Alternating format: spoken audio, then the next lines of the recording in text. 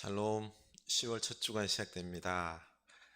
오늘 하나님께서 주신 말씀입니다. 고린도 후서 8장 1절에서 15절입니다. 고린도 후서 8장 1절에서 15절입니다.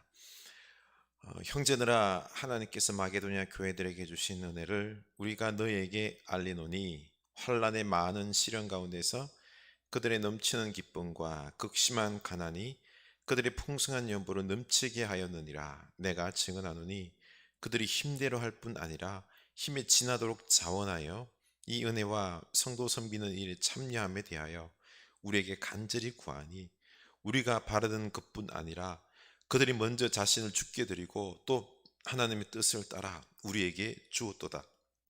그러므로 우리가 디도를 권하여 그가 이미 너희 가운데서 시작하였은즉 이 은혜를 그대로 성취하게 하려 하노라. 오직 너희는 믿음과 말과 지식과 모든 간절함과 우리를 사랑하는 이 모든 일에 풍성한 것 같이 이 은혜에도 풍성하게 할지니라. 내가 명령으로 하는 말이 아니요 오직 다른 이들의 간절함을 가지고 너희의 사랑의 진실함을 증명하고자 함이로라. 우리 주 예수 그리스도의 은혜를 너희가 알거니와 부유하신 이로써 너희를 위하여 가난하게 되심은 그의 가난함으로 말미암아 너희를 부유하게 하려 하심이라. 이 일에 관하여 나의 뜻을 알리노니 이 일은 너희에게 유익함이라. 너희가 1년 전에 행하기를 먼저 시작할 뿐 아니라 원하기도 하였은즉 이제는 원하던 일을 성취할지니 마음에 원하던 것과 같이 완성하되 있는 대로 하라. 할 마음만 있으면 있는 대로 받으실 터이요 없는 것은 받지 아니하시리라. 이는 다른 사람들은 평안하게 하고 너희는 공고하게 하려는 것이 아니요 균등하게 하려 함이니, 이제 너희의 넉넉한 것으로 그들의 부족한 것을 보충함은 후에 그들의 넉넉한 것으로 너희의 부족한 것을 보충하여 균등하게 하려 함이라. 기록된 것 같이 많이 거둔 자도 남지 아니하였고 적게 거둔 자도 모자라지 아니하였느니라. 아멘.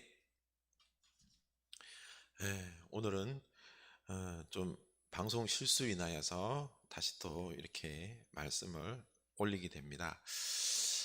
오늘날은 돈에 참 민감한 시대이기 때문에 헌금 때문에 많은 시험에 듭니다.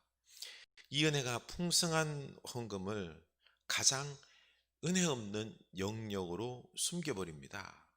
여기에는 헌금에 대한 잘못된 이해와 돈에 대한 숭배, 그리고 교회에 대한 불신이 깔려있기 때문에 그런 것이 아닌가 생각해 봅니다. 우리는 자본주의 시대를 살아가기 때문에 돈을 최고로 여기는, 돈이 우상화된 시대를 살아가고 있습니다. 게다가 지극히 개인적이고 이기적인 이 생각을 하는 시대를 살아가기 때문에 헌금이라는 것은 유쾌한 주제는 아닙니다.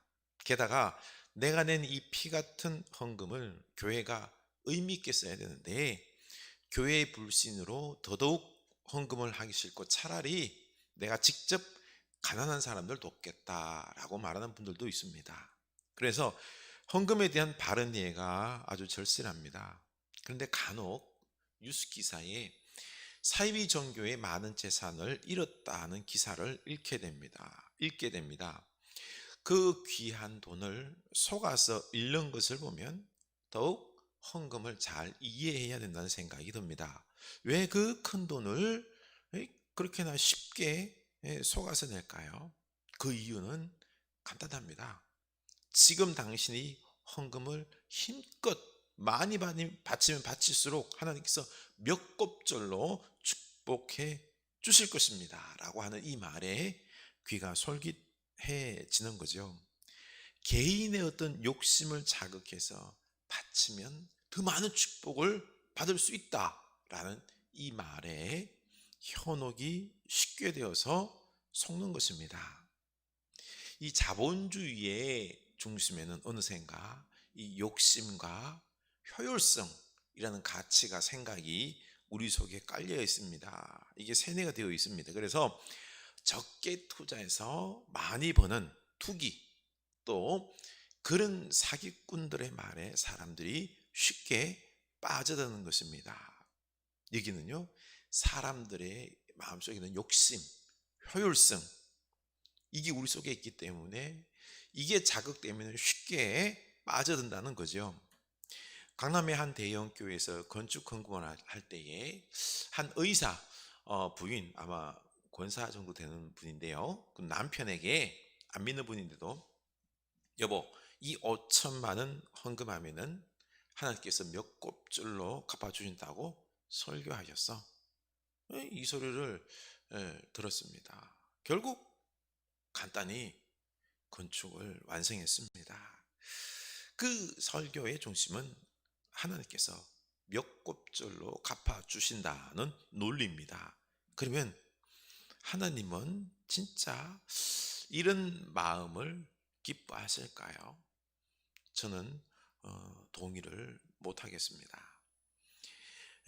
성경에서 말하는 헌금의 원리는 우리가 생각하는 것과 반대되는 부분들이 있습니다. 오늘 예루살렘 교회가 극심한 가뭄으로 성도들이 어려움에 처했습니다. 그러자 이 소식을 들은 마게도냐 교회가 많은 헌금을 합니다. 2절, 환난의 많은 시련 가운데서 그들의 넘치는 기쁨과 극심한 가난이 그들의 풍성한 연보를 넘치도록 하게 하였느니라. 내가 증언하노니 그들이 힘대로할 뿐 아니라 힘에 지나도록 자원하여 이 은혜와 성도 섬기는 일에 참여함에 대하여, 이 마케도냐 교인들도 환난의 많은 시련을 겪었고요, 극심한 가난 가운데 있었습니다. 부족하죠. 그럼에도 풍성한 헌금을 했다고 합니다. 그런데 마지못해 하는 것이 아니라 넘치는 기쁨으로 힘에 지나도록 자원해서 헌금을 했다고 합니다. 축복받기 위해서 하는 헌금이 아니라 주는 기쁨으로 헌금하는 것입니다. 어떻게 이게 가능할까요? 첫째, 마케도냐 교인들이 하나님의 은혜에 감격해서 자신들을 하나님께 드렸기 때문에 이 헌금이 가능했습니다. 5절, 그들이 먼저 자신을 주께 드리고 또 하나님의 뜻을 따라 우리에게 주었도다. 보십시오. 먼저 자신을 하나님께 드렸습니다. 이런 기쁨으로 헌신하는 헌금은 하나님의 은혜에 감격하여, 주님께서 나를 사랑하시고 핏값으로 당신을 다 주셔서 나를 사랑하셨는데 그 은혜에 감격하여서 나 자신을 이제 하나님께 다 드립니다. 이런 마음으로, 그렇죠? 이런 마음이 있었기 때문에 드릴 수 있는 것입니다. 주님과 이렇게 하나가 되어가는 신앙인 거죠. 그런데 오늘날에는 나 자신을 하나님께 드리기보다는요, 받으려고만 하기 때문에 하나님과 하나가 못되고 늘 하나님 없는, 사랑과 능력이 없는 신앙이 되어버리는 것입니다. 둘째는 하나님께 자신을 드렸기에 하나님의 뜻을 당연히 따르는 겁니다. 예루살렘 교회의 형제들이 궁핍하다는 소리를 듣고는 그들이 돕는 것이 바로 하나님의 뜻이지 않을까. 이건 하나님의 뜻이야.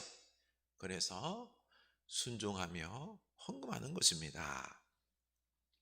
셋째는 9절, 부유하신 이로써 너희를 위하여 가난하게 되심은 그의 가난함으로 말미암아 너희를 부유하게 하려 하심이라. 예수님께서 하늘의 그 높고 높은 부유하심, 그 높은 자리에서 우리를 위하여 내려오셔서 친히 가난하게 되시고 우리에게 당신의 목숨을 다 내어주심으로 우리를 부유하게 하셨습니다. 영원한 생명과 풍성함에 부유함을 주셨습니다. 그래서 우리도 주님께서 목숨을 다 주셨는데 내 것을 양껏 들여서 함께 나누며 성도들을 부유하게 하고 싶은 것입니다. 내가 쓸 것 다 쓰고 그 남은 것을 떼서 마지못해 나누는 것이 아니라 내가 적게 쓰고 적게 먹고 그렇게 살지라도 함께 나누는 이 기쁨, 주님을 닮아서 기쁨으로 남을 부유하게 하고 싶다는 것입니다. 이 얼마나 아름답습니까? 넷째는 모든 사람들이 골고루 균등하게 하려 함입니다. 13절. 이는 다른 사람들은 평안하게 하고 너희는 공고하게 하려는 것이 아니요 균등하게 하려 함이니, 우리의 넉넉한 것을 함께 나눌 때 가난한 자들이 균등하게 부족한 것을 채울 수 있기 때문입니다. 사회복지제도가 이런 것 아닙니까? 출애굽 광야에서도 그렇고 하나님은 온 세상 사람들이 다 풍성히 먹을 수 있을 정도로 양을, 축복을 부어 주십니다. 그런데 많이 가진 사람들이 욕심을 부려서 나누지 않기 때문에 기아의 문제, 경제의 문제가 발생하는 것입니다. 원래 이 모든 것은 하나님께서 주신 것입니다. 내 것이다 라고 주장할 수가 없는 것입니다. 그래서 함께 균등하게 나누는 것입니다. 이 나의 풍성한 것에는 다 내 것이 아니라 가난한 자의 목도 하나님께서 주셨다라는 겁니다. 그러게 나누어서 균등하게 하는 거지요. 이게 헌금입니다. 이 원리에 따라서 바울은 고린도 교인들에게 함께 이 헌금에 동참할 것을 부탁합니다. 그런데 해라!